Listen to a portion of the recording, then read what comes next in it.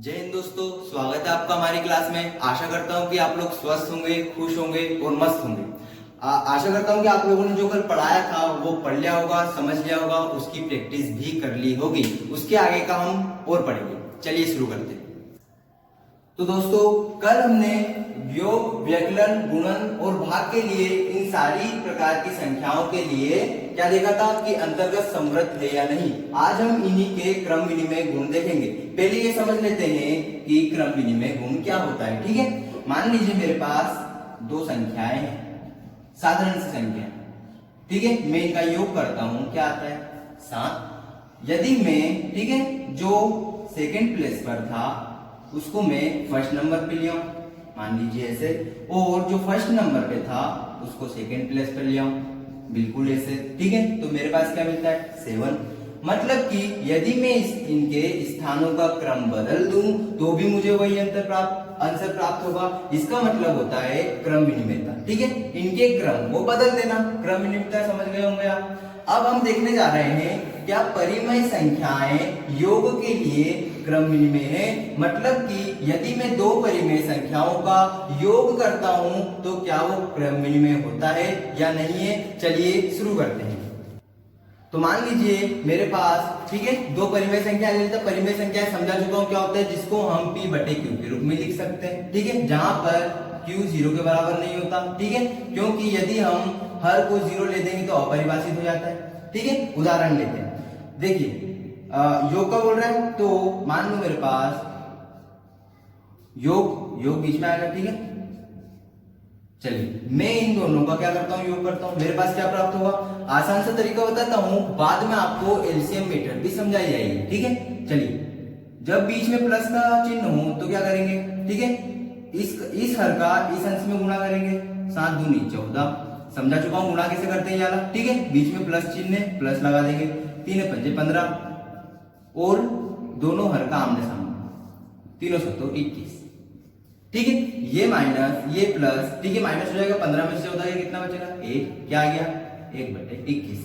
अब मान लीजिए, ठीक है, ये क्या आ गया 1 बटे 21 आ गया इस क्रम में। अब क्रम विनिमय पढ़ रहे हैं तो इन दोनों का क्रम बदल देता हूं, 5 बटे 7 को आगे कर देता हूं, प्लस माइनस 2 बटे 3 को पीछे कर देता हूं। ठीक है, चलिए करते हैं। क्रम बदल दिया मैंने। अब 5 बटे 7, ये प्लस ये माइनस माइनस हो जाएगा 2 बटे 3। ठीक है, अब वैसे इसका इधर मल्टीप्लाई करेंगे और इन दोनों का आमने सामने कर देंगे। ठीक है, 3 पंजे 15, 7 दूनी 14 और 7 क्या 21। 15 में से 14 गए, 1 बटा 21। देखिए जब मैंने इस प्रकार से रखा तब भी 1 बटा 21 आ रहा था, और मैंने इनका क्रम चेंज करा तो भी 1 बटा 21 आ रहा है। इसका मतलब कि, ठीक है, देखिएगा, इसका मतलब परिमेय संख्याएं योग के लिए क्रम विनिमय होती है। तो हाँ होती है, हमने ये देख चुके हैं। आगे करते हैं। इस प्रकार से व्यकलन के लिए करेंगे। ठीक है, इसी प्रकार का उदाहरण लेते हैं। 2 बटा 3 है ना, माइनस 5 बटे 7। पहले योग बोला था तो हमने बीच में काय का चिन्ह लगाया था, प्लस का। अब हमें क्या बोल रहा है व्यकलन, तो क्या लगा देंगे माइनस का। करें गुणा, गुणा करना हमें आता है। प्लस माइनस हो यदि दो परिमेय संख्याओं के बीच में तो वही मेथड अपनाते हैं। ठीक है, 7 दूनी 14, 5 तिया 15 और 7 तिया 21। ठीक है, चलिए करें। अब 14 में से 15 जाएंगे, कितना बचेगा माइनस का 1 बटा 21। ठीक है, अब मैं इनका क्रम बदल कर देख लेता हूं। 5 बटे 7 माइनस 2 बटा 3। ठीक है, क्रम चेंज कर लिया। अब वही चीज इसका इधर और आमने सामने। 5 तिया 15, 7 दूनी 14, 7 तिया 21। 15 में से 14 गए, 1 बटा 21। अब देखिए यहां पर काय का आया ऋणात्मक और यहां पर आया धनात्मक। मतलब कि ये दोनों सेम तो है नहीं। इसका मतलब कि यदि हम परिमेय संख्याओं के व्यकलन में उनका क्रम चेंज कर दें तो हमें समान परिमेय संख्या या संख्या जो भी आना है, उत्तर हमारा समान नहीं आता। इसलिए हम कहेंगे कि परिमेय संख्याएं व्यकलन के लिए क्रम विनिमय नहीं है। समझ गए आप लोग। अब इसी प्रकार से गुणन के लिए देख लेते हैं। मान लीजिए मेरे पास दो परिमेय संख्या है, यही उदाहरण ले लेते हैं। 2 बटे 3। ठीक है, अब जब गुना का चिन्ह तो क्या करते हैं, आमने सामने का गुना कर देते हैं। देखते हैं 5 दूनी 10, 7 तिया 21, क्या है 10/21। ठीक है, अब इन दोनों का क्रम चेंज कर देते हैं। ठीक है, 2/3 गुणे 5/7। ठीक है, क्या करेंगे, आमने सामने गुणा कर देंगे फिर से। 5 दूनी 10, 3 7 21, है ना। देखिए जब मैंने इस क्रम में रखा तब भी यही उत्तर आया, और जब इस क्रम में रखा तब भी यही उत्तर आया। इसका मतलब कि हम कह सकते हैं कि परिमेय संख्याएं गुणन के लिए क्रम विनिमय है, हाँ तो है। ठीक है, समझ में आया। अब देखते हैं भाग के लिए, स्टार्ट करते हैं। 2 मिनट जरा। तो भाग के लिए देखते हैं। ठीक है, एक उदाहरण ले लेते हैं। ये 5/4, ठीक है, भागी 3/4। ठीक है, इसे हल करते हैं। इसको हल करना मैंने सिखाया था। 5/4, इसका मैं क्या करूंगा, उल्टा रख दूंगा, 4/3। ठीक है, अब आमने सामने गुणा क्या हो जाएगा, 4 पहले 20 बटे 4 तिया 12। आप चाहे तो इसका छोटा कर सकते हैं। ठीक है, पर हम यहीं तक रहने देते हैं, आगे चलते हैं। क्या आएगा। ठीक है, अब मैं इनका क्रम चेंज करके देख लेता हूं। क्रम इन्हीं में पढ़ रहे हैं क्योंकि 3/4 भागी माइनस का 5/4। ठीक है, 3/4 वही लगाएंगे, उल्टा कर देंगे। ठीक है, 4 बटे माइनस का 5, क्या आ गया, 4 तिया 12, 4 पंजे 20। ये देखिए जब मैंने इस क्रम में रखा तो ये उत्तर आया, और जब इस क्रम में रखा तो ये उत्तर आया। इसका मतलब कि ये दोनों बराबर तो बिल्कुल नहीं है। ठीक है, इसलिए मैं कहूंगा कि परिमेय संख्याएं भाग के लिए क्रम विनिमय नहीं है। मतलब कि मैं भाग करते समय दो परिमेय संख्याओं को, ठीक है, अलग अलग क्रम में नहीं रख सकता, मुझे उसी क्रम में रखना होगा। अब आगे देखते हैं पूर्णांकों के लिए। अब हम पूर्णांकों के लिए देखते हैं कि क्या पूर्णांक इन सभी संख्याओं के लिए क्रम विनिमय है या नहीं। ठीक है, पहले देख लेते हैं योग के लिए। ठीक है, चलिए 5 प्लस -2, ये दोनों पूर्णांक आप सभी जानते हैं। अब मैं क्या करता हूं, ठीक है, इसे हल करता हूं। माइनस प्लस -2 क्या है, 3 आया, है ना। इसके लिए क्या है, इस क्रम में जब रखा 3 आया। अब मैं इनके क्रम को उलट देता हूं। ठीक है, जो पीछे था उसको आगे और जो आगे था उसको पीछे कर देता हूं। -2 प्लस 5, इसको हल कर देता हूं, क्या आएगा। ठीक है, आप सभी जानते हैं कैसे हल करते हैं, प्लस माइनस माइनस हो जाएगा, 5 में 2 गया 3। देखिए जब मैंने इस क्रम में रखा मेरा आंसर 3 आया, जब मैंने इस क्रम में रखा तो भी मेरा आंसर 3 आया। इसका मतलब कि मैं कह सकता हूं कि पूर्णांक, ठीक है, योग के लिए क्रम विनिमय होते हैं। समझ में आया। आगे बढ़ते हैं। इस प्रकार से व्यवकलन के लिए कर लेते हैं। ठीक है, मान लीजिए मैंने कोई संख्या ली, ठीक है, 5 -3। ठीक है, व्यवकलन के लिए कर ले, इसलिए क्या करा, माइनस कर दिया। क्या आ जाएगा इसके लिए, ठीक है, माइनस माइनस प्लस हो जाएगा, 5 प्लस 3 8, क्या आएगा 8। अब मैं इसके क्रम को चेंज कर देता हूं, -3 प्लस, ठीक है, क्या है, सॉरी माइनस था, ठीक है, क्रम चेंज कर दिया मैंने। देखिए क्या आ जाएगा, माइनस और माइनस क्या हो जाता है, प्लस हो जाता है, 5 3 क्या हो जाएगा 8 हो जाएगा, लेकिन काय का आएगा, माइनस का। इसका मतलब यदि मैं, ठीक है, दो पूर्णांकों को, ठीक है, व्यवकलन करता हूं तो उनका क्रम नहीं चेंज कर सकता। जब मैंने इस क्रम में लिखा तो प्लस का 8 आया, जब इस क्रम में रखा तो माइनस का 8 आया। इसका मतलब मैं कहूंगा कि पूर्णांक व्यवकलन के लिए क्रम विनिमय नहीं होते। समझ गए, आगे बढ़ते हैं। चलिए अब गुणन के लिए देख लेते हैं, क्या पूर्णांक गुणन के लिए क्रम विनिमय होते हैं। तो देखते हैं, -5, ठीक है, गुणे, ये दोनों पूर्णांक है, आप सभी जानते हैं। देखिए दो ऋणात्मक संख्या को गुणा करूंगा तो धनात्मक संख्या है कि 5 दूनी 10, क्या है 10 आया। अब मैं क्या करता हूं, इनके क्रम को चेंज कर देता हूं, ठीक है, जो सेकंड प्लेस पर था उसको फर्स्ट और फर्स्ट वाले को सेकंड पर, -2 गुणी -5, ठीक है। क्या माइनस माइनस क्या होता है, प्लस होता है, सभी जानते हैं। सॉरी, जब दो ऋणात्मक संख्या को गुणा करो तो क्या आ जाएगा, धनात्मक संख्या आएगी, 5 दूनी 10। ये देखिए जब इस क्रम में रखा तो भी मेरा आंसर क्या आया 10, और जब इस क्रम में रखा तो भी आया 10। मतलब कि मैं कह सकता हूं कि पूर्णांक गुणन के अंतर्गत क्रम विनिमय होते हैं। ठीक है, समझ गए, आगे बढ़ते हैं। चलिए देखते हैं कि पूर्णांक भाग के लिए क्रम विनिमय है या नहीं। ये पूर्णांक हो गया भागित, ये भी एक पूर्णांक हो गया, ठीक है, क्या आ जाएगा, जब मैं इसे इस प्रकार से लिखूंगा -5/3 आता है। अब मान लीजिए मैं इसके क्रम को चेंज कर देता हूं, ठीक है, इसका इधर और इसे इधर, तो भागित -5 क्या आ जाएगा 3/-5। ठीक है, देखिए यहां पर जब इस क्रम में था तो क्या आया था -5/3, लेकिन जब, ठीक है, क्या आया 3 भागित -5 तो क्या आ गया 3/-5। ठीक है, तो हम कह सकते हैं क्योंकि दोनों बराबर नहीं आए हैं तो कहेंगे कि पूर्णांक भाग के लिए क्रम विनिमय नहीं है। समझ में आ गया? आगे बढ़ते हैं।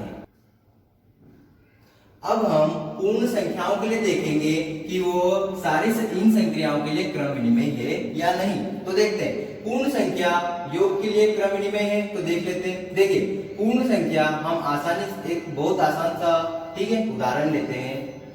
ये दोनों पूर्ण संख्या है, ठीक है। अब मैं जब 5 को 0 में जोड़ूंगा तो क्या आएगा 5 आएगा। अब मैं इनका क्रम भी चेंज करके देख लेता हूं, ठीक है। चलिए 0 + 5 क्या आएगा, ठीक है 5 ही आएगा। इसका मतलब जब मैंने इस क्रम में रखा तो भी मेरा ये आंसर आया, और जब मैंने इस क्रम में रखा तो भी मेरा ये आंसर आया। इसका मतलब मैं कहूंगा कि पूर्ण संख्याएं, ठीक है, योग के लिए क्रम विनिमय होती है। ठीक है, अब देखते हैं पूर्णांक व्यकलन के लिए क्रम विनिमय है या नहीं। इसी प्रकार का उदाहरण ले लेते हैं। जब मैं 5 - 0 करता हूं, ठीक है, तो क्या आ जाता है 5। ऐसा क्यों? क्योंकि 0 एक योज्य तत्समक है, मतलब कि 0 को किसी संख्या से प्लस या माइनस करने पर पुनः वही संख्या प्राप्त हो जाती है। ठीक है, चलिए देखते हैं। चलिए आगे बढ़ते हैं, है ना। अब मैं इनके क्रम को चेंज कर लेता हूं, ठीक है। 0 - 5 मेरे पास क्या आएगा -5 आ जाएगा। समझ रहे हैं आप लोग? देखिए जब मैंने 5 - 0 करा तो मेरे पास क्या आया 5 आया, और 0 - 5 करा तो -5 आया। क्या ये दोनों बराबर है? तो नहीं है। इसलिए मैं कहूंगा कि पूर्णांक संख्याएं, पूर्ण संख्याएं व्यकलन के लिए क्रम विनिमय नहीं होती। ठीक है, अब आगे बढ़ते हैं। इसी प्रकार से गुणन के लिए देख लेते हैं, इसी प्रकार का कुछ उदाहरण। ठीक है, 5 - 0 × 0 क्या आ जाएगा 0 ही आ जाएगा, है ना। और इन दोनों का मैं क्रम चेंज कर देता हूं। 0 × 5 क्या आता है 0। ठीक है, देखिए जब मैंने इस क्रम में रखा तो भी यही आंसर आया, जब इस क्रम में रखा तो भी यही आंसर आया। इसलिए मैं कहूंगा कि पूर्ण संख्याएं गुणन के लिए क्रम विनिमय होती है। ठीक है, हाँ होती है। अब मैं भाग के लिए देख लेता हूं पूर्ण संख्या, है ना। जब मैं 5, ठीक है, एक उदाहरण लेते हैं 0/5, ठीक है, इसे मैं ऐसे लिख सकता हूं। इसे हल करने पर क्या आएगा 0। अब मैं इसके क्रम को उलट देता हूं 5/0, 5/0 होगा। ठीक है, समझा चुका हूं कि यह चीज क्या है अपरिभाषित है। ठीक है, क्या है अपरिभाषित है, क्योंकि 0 को किसी को भी भाग देने पर, ठीक है, अपरिभाषित होता है, उसका कोई परिभाषा नहीं होती। शुरू में भी समझा चुका था परिमेय संख्या के लिए। इसलिए मैं कहूंगा क्योंकि दोनों के उत्तर बराबर नहीं आए हैं कि पूर्ण संख्याएं भाग के लिए क्रम विनिमय नहीं होती है। समझ गए? आगे बढ़ते हैं।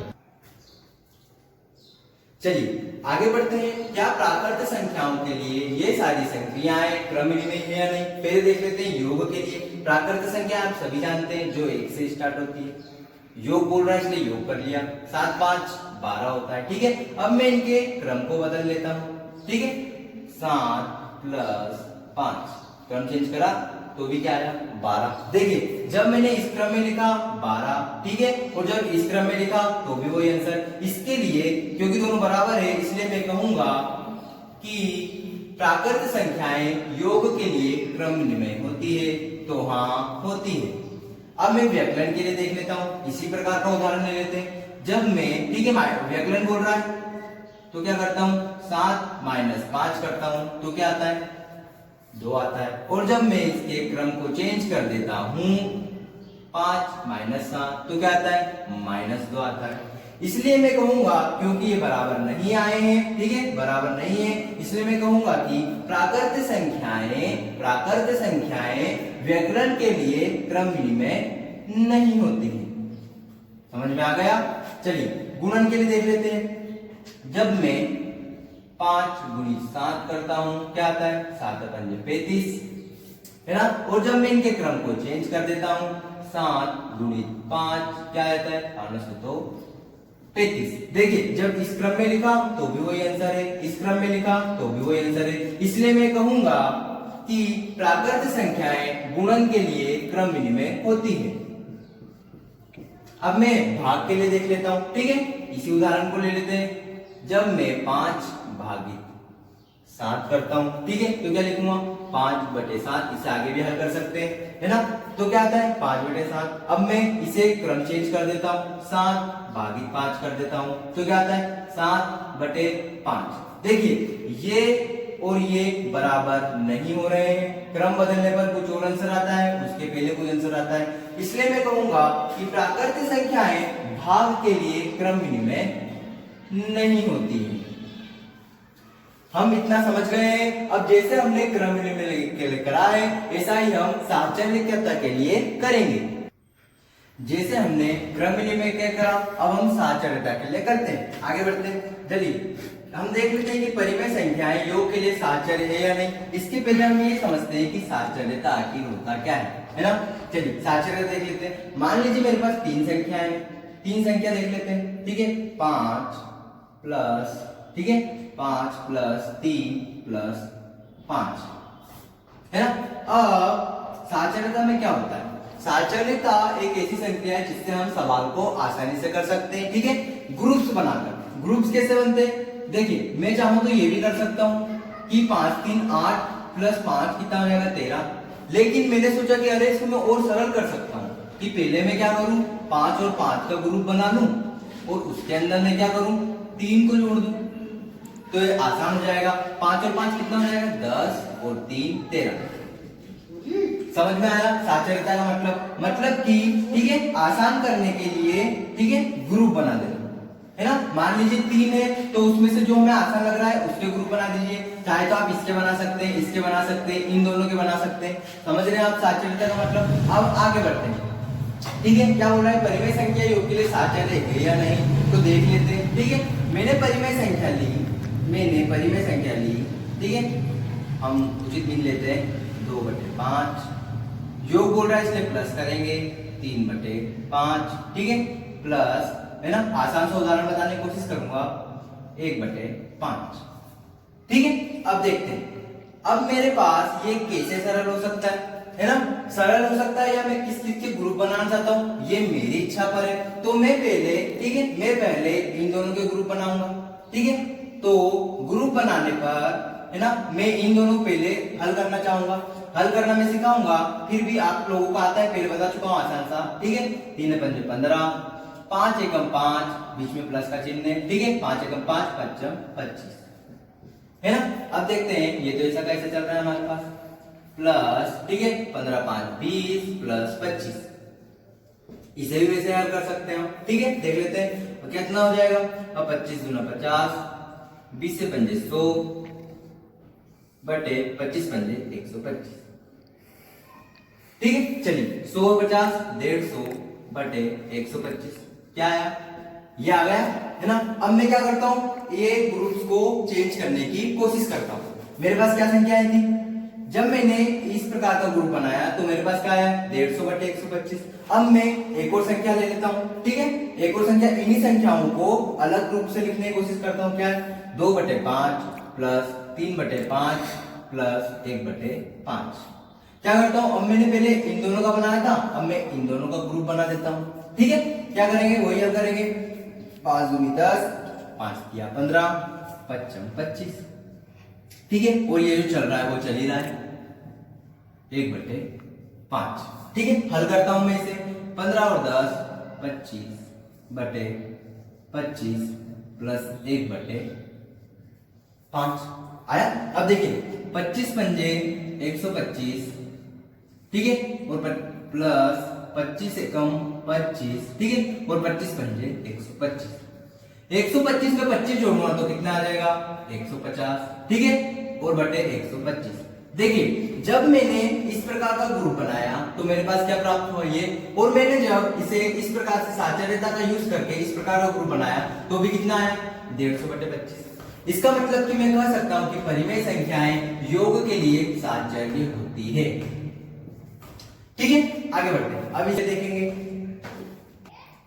अब हम व्यकलन के लिए देखते हैं। ठीक है, मैं मान लीजिए कोई परिमेय संख्या ले लेता हूं 1/2, व्यकलन बोल रहा है माइनस कर लेते हैं। ठीक है, 2/4, ठीक है, -3/6, ये मैंने लिया है ना। अब मैं इसे चाहूं तो और छोटा कर सकता हूं या डायरेक्ट कर सकता हूं, है ना। मैं डायरेक्ट कर देता हूं, है ना। क्या करता हूं, पहले मैंने इन दोनों का ग्रुप बनाया। अब देखते हैं 1/2 -2/4, और ये ऐसा कैसे चल ही रहा है ना। अब मैं क्या करूंगा, 4 एकम 4, इसी प्रकार से करेंगे, प्लस माइनस इधर तो इधर का इधर, और आमने सामने नीचे 4 एकम 4, 2 दूनी 4, और क्या हो जाएगा, 4 दूनी 8। ठीक है, और ये ऐसा कैसा चल ही रहा है। ठीक है, आगे इधर देख लेते हैं। ठीक है, 4 में से 4 गए 0/8 -3/6। देखिए 0 को किसी से भी भाग देंगे तो क्या आएगा 0 -3/6। ठीक है, 0 में से किसी भी संख्या को घटाओ प्लस करो वही संख्या आ जाती है। मैं इसे आगे क्या कर सकता हूँ, 3 एकम 3, 3 दूनी 6। यहाँ पर भी आप लोग आगे भी कर सकते हैं, कोई दिक्कत नहीं है। ठीक है, -1/2। देखिए जब मैंने इस प्रकार के ग्रुप बनाए तो कैसे हल हुआ, -1/2। अब मैं क्या करता हूँ, 2 अलग ग्रुप बनाकर देख लेता हूँ इसी उदाहरण पर। -2/4 -3/6, पहले मैंने इनका बनाया था, इस बार मैं इनका बना लेता हूं। आप चाहे तो इन दोनों का भी बना सकते हैं। ठीक है, 1/2 माइनस, ठीक है, क्या करूंगा मैं, 6 दूनी 12, 4 तिया 12 बटे 4 6 24। 1/2 माइनस 12 में से 12 गया 24 बटे 12 में से 12 गया 0/24। ठीक है, अब देखिए किसी भी संख्या से 0 को भाग दो तो क्या आएगा, 0 ही आ जाएगा। 1/2 में से 0 को घटाऊंगा तो क्या आ जाएगा, 1/2। ठीक है, देखिए जब मैंने इस प्रकार का ग्रुप बनाया था तो मेरे पास क्या आया था, -1/2। जब मैंने इनका ग्रुप बनाया तो क्या आया, केवल 1/2। इसका मतलब ये दोनों बराबर नहीं है, तो मैं कहूंगा कि परिमेय संख्याएं व्यकलन के लिए साहचर्य नहीं है। गुणन के लिए देख लेते हैं। चलिए गुणन के लिए देख लेते हैं ना, परिमेय संख्या ले लेते हैं पहले तो 5/7 गुणित 3/2 गुणित 1/2 है ना। अब मैं इन दो को ग्रुप बनाकर करता हूँ, 5 तिया 15, 7 दूनी 14 गुणित 1/2। 15 एकम 15, आप जानते हैं कैसे गुना करते हैं इसका, 14 दूना 28। क्या आया मेरे पास, 15/28 आया। अब मैं क्या करता हूँ, इन दो के ग्रुप बना के देख लेता हूँ। 5/7 क्या आ जाएगा, 3 दूनी 6 और 2 दूनी, सॉरी माफी चाहूंगा, 3 एकम 3, 2 दूनी 4। अब आमने सामने का हो जाएगा। ठीक है, 5 तिया 15, 7 चौक 28। देखिए जब मैंने इन दो के ग्रुप बनाए तो भी यही आया, और जब मैंने इन दो के ग्रुप बनाए तो भी यही आया। इसके लिए मैं कहूंगा कि परिमेय संख्याएं गुणन के लिए साहचर्य होती है। ठीक है, भाग के लिए देख लेते हैं, है ना। मान लीजिए मेरे पास भाग है, आसान से भाग लेंगे।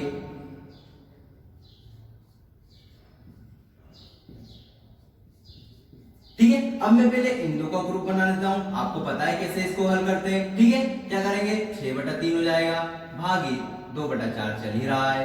6 एकम 6, आमने सामने गुणा हो जाएगा, 3 दूनी 6 भागी 2/4। ठीक है, क्या आ जाएगा, 1 6, ये कट जाएगा इससे। ठीक है, भागी 2/4। आप जानते हैं इसको भी कैसे हल करते हैं, 1 गुणित 4/2, 2 दूनी 4 हो गया, और 2 एकम 2 जाएगा। इसका जब मैंने इन दो ग्रुप बनाए तो क्या आया, 2 आया। अब मैं इनके ग्रुप चेंज कर देता हूं। ठीक है, 1/2, ठीक है, भागी क्या करते हैं, 3/6 गुणित 4/2 कर देते हैं। आपको पता है कैसे कर रहा हूं मैं ये, चलिए 1/2 भागित आमने सामने का 4 दिया 12, 6 दूनी 12। ठीक है, करते हैं 1/2। ठीक है, 12 एकम 12 हो जाएगा, और किसी भी संख्या से 1 से भाग दो वही संख्या आ जाती है। क्या आया, 1/2। जब मैंने इस क्रम में रखा तो मेरा आंसर 2 आया। जब मैंने इनका, ठीक है, क्या करा, ग्रुप बदल दिए तो मेरा 1/2 आया। इसलिए मैं कहूंगा कि परिमेय संख्याएं भाग के लिए साहचर्य नहीं होती। देखिए अब मैं क्रमनिर्णय के लिए करा सकता हूं। आशा करता हूं कि आप लोग पूर्णांक, पूर्ण और प्राकृत संख्या अच्छे जानते हैं। इन सभी ठीक है गुणों को साक्षरता के लिए सिद्ध कर सकते हैं। कोशिश करिएगा, अवश्य आएगा। दोस्तों आज के लिए इतना ही। प्रैक्टिस करिए, नोटबुक में उतारते भी चलिए। जय हिंद, जय